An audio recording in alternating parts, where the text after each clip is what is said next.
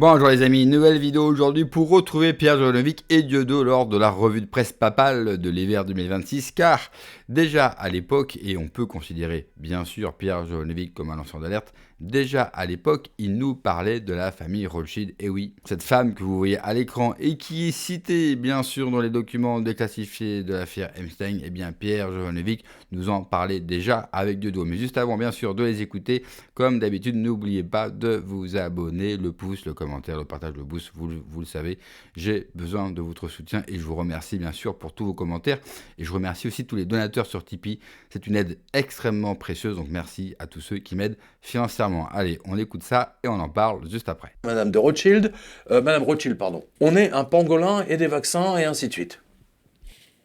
Et que 4 mois plus tard, c'est confinement global de la planète. N'est-ce pas intéressant ? C'est la magie, toujours la magie. On ne nous prendrait pas pour des... non, mais là, franchement, là, ça m'a bluffé. Ouais, exact. En fait, ils savaient tout. Ils savaient tout. Ils savaient tout à l'avance. Voilà. Et ils ne l'ont pas dit. Alors nous, on s'est fait avoir. C'est ça le problème. Voilà. Et comme d'habitude, c'est la banque Lazare qui va gérer la vente pour Madame Ennui de Rothschild. Oui, parce que j'ai écouté les conférences de Lynn de Rothschild, elle s'ennuie. Elle est riche, elle ne sait pas quoi faire de son argent, elle s'ennuie à mourir, c'est le cas de le dire. Et elle veut encore 500 millions. Oui, elle a fait une conférence comme quoi nous, les gueux, enfin, vous, les gueux, enfin, nous, dans la globalité, j'entends, que la démocratie n'a plus aucun intérêt et que les gouvernements seront pilotés par l'intelligence artificielle et par quelques élus, dont elle, bien sûr. Et donc le pouvoir entier sera entre les mains de cette dame et de ses amis. Et de l'intelligence artificielle, bien entendu. Moi, je trouve ça absolument, vraiment extraordinaire. Alors, c'est incroyable. Le groupe Saad, hein, donc Macron, hein, lui, ils ont racheté Brut. Voilà, il faut le savoir, quoi. Il a racheté BFM, il a racheté... les riches rachètent les médias pour... donner leur information aux pauvres. Hein, voilà, c'est un grand classique. Et alors, justement, puisqu'on est toujours avec Madame Rothschild, mais alors cette fois, c'est la branche européenne. La mainmise des médias par Israël n'est pas une légende. Une photo vient d'être révélée au public montrant Ariane de Rothschild, celle qui avait acheté... Je me demande combien vaut notre voiture. Vendrezvotrevoiture.fr peut vous le dire. Vendre sa voiture n'a jamais... Le site d'information français Slate. Vous savez ça? Ah ben je me souviens. Ce qui prouve que derrière tous ces achats, on trouve la main invisible du Mossad. Voilà. Parce qu'il se trouve qu'à l'époque, certains esprits m'avaient accusé de raconter n'importe quoi à la suite d'un article qui date d'août 2017. Alors en fait, Epstein, le proxénète, était déjà dans la boucle avec Ariane de Rothschild. Et aujourd'hui, Slate explique, par exemple, si vous allez sur leur site, qui sommes-nous? On est un magazine en ligne qui traite de l'actualité indépendante, fondé par Jacques Attali, Jean-Marie Colombani, Johan Hufnagel, Éric Le Boucher, etc. Donc, on sait exactement pour qui travaillent ces gens et avec qui ils étaient en contact. Parce que Epstein est le dénominateur commun de ces deux Madame Rothschild. Alors, pour finir en beauté avec Israël, allez. Moi, c'est un sujet que j'ai fait très attention maintenant. Dès que j'entends les mots Israël, je fais oui. Je préfère faire la peinture. Vos pinceaux, ils sont cachers ou pas? Ah oui, j'ai fait très attention, surtout de ne pas les trop faire attention. Oui, il faut faire très attention. Parce que dès que tu touches un peu, même un poil de cul là sur le sujet. Ah, c'est un poil de cul, c'est le cas. Et là, tu as les problèmes. Tu as le bracelet, tu as tout. Voilà. Alors là, justement, Israël, que tout le monde déteste aujourd'hui à cause du génocide. C'est vrai, les gens sont un peu durs avec...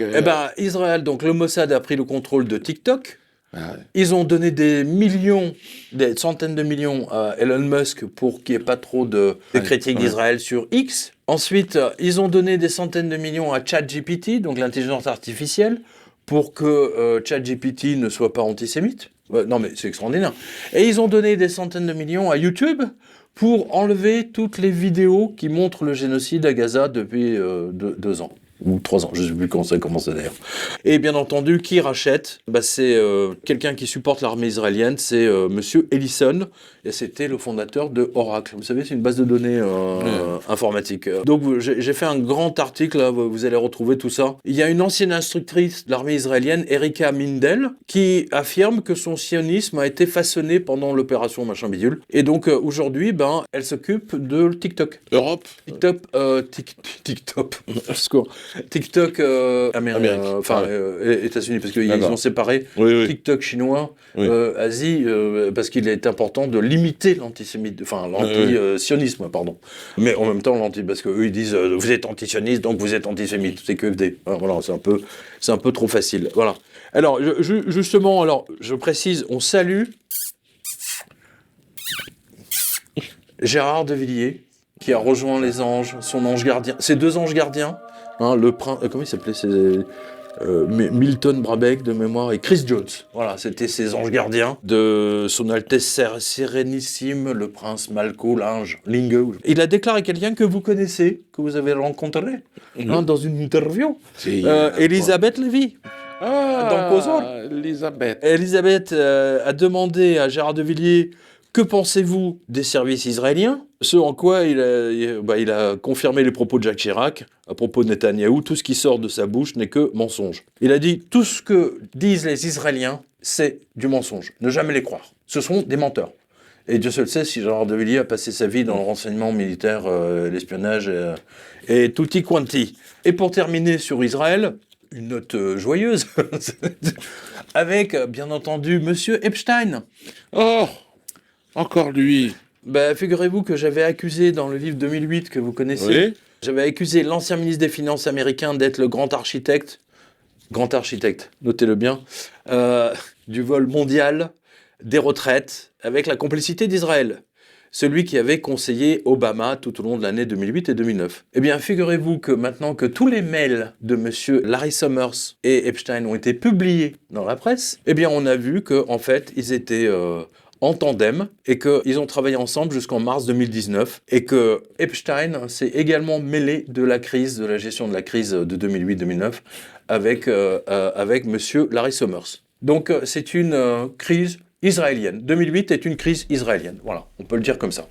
Dans le sens où ils ont facilité la chose. Bon, je prends mes distances par rapport parce que c'est des sujets que... C'est des sujets délicats. Maintenant, vous êtes dans la peinture. Voilà, mais 2008, Israël, oui. Et on comprend mieux pourquoi Dieudo veut prendre ses distances, parce qu'il ne le savait pas à l'époque, bien sûr, du tournage de cette vidéo avec Pierre Jovanovic, qu'il allait figurer dans les documents déclassifiés dans l'affaire Epstein et que les Rothschild eux-mêmes parlent de lui et demandent à Jeffrey Epstein d'intervenir et de faire interdire, bien sûr, Dieudonné en France. Quelques jours après, eh bien, c'est là où la censure va s'abattre sur Dieudo avec Manuel Valls à l'époque, pour ceux qui s'en souviennent aujourd'hui. Et c'est intéressant, je voulais absolument vous montrer cet extrait, parce que c'est un extrait qui date d'il y a plusieurs mois. Mais aujourd'hui, avec les pièces du puzzle que nous avons dans l'affaire Epstein, eh bien, tout s'emboîte et on commence à mieux comprendre l'influence néfaste de cette famille qui ne se cache même pas. Vous avez entendu leur déclaration. Une nouvelle élite, l'IA, des élus vont gouverner le monde. Alors, le problème dans l'IA et les élus, c'est qu'on n'en fait jamais partie, nous. Le problème, c'est que ce sont toujours les mêmes qui sont les élus et toujours les mêmes qui ne sont pas les élus. Et ce sont toujours les mêmes qui trinquent, qui travaillent. N'oubliez jamais, ces gens-là sont riches parce que nous leur permettons aussi d'être aussi riches. Ces gens-là sont riches parce que en dessous, vous avez des millions de personnes qui travaillent dur, qui font des sacrifices, qui sont professionnels, et qui leur permettent de s'enrichir. D'ailleurs, dans les mails de Jeffrey Epstein, ils le disent très bien. Laissez les goïms faire le sale boulot. Nous, les juifs, on gagne de l'argent sur leur dos. Et ce n'est pas antisémite de le dire, c'est eux-mêmes qui le marquent noir sur blanc. Ce qui est bien sûr extrêmement embêtant pour le narratif actuel. Vous le savez, les médias français par exemple sont totalement pro-israéliens dans le conflit qui oppose Israël à la Palestine. Et je pense que dans les jours qui suivent, on va parler beaucoup en France d'antisémitisme bien sûr. Tout ça pour masquer les dires, les propos noirs sur blanc dans les documents déclassifiés de l'affaire Jeffrey Epstein. N'oubliez jamais, il nous traite à intervalles réguliers dans les documents de goïm, d'êtres inférieurs. Il considère tout simplement que nous sommes nés pour les servir. Il serait grand temps de leur faire comprendre que ce n'est pas le cas. Merci d'avoir regardé la vidéo les amis. N'oubliez pas comme d'habitude de vous abonner, le pouce, le commentaire, le partage et le boost également. Prenez soin de vous, que Dieu vous protège. Allez, ciao.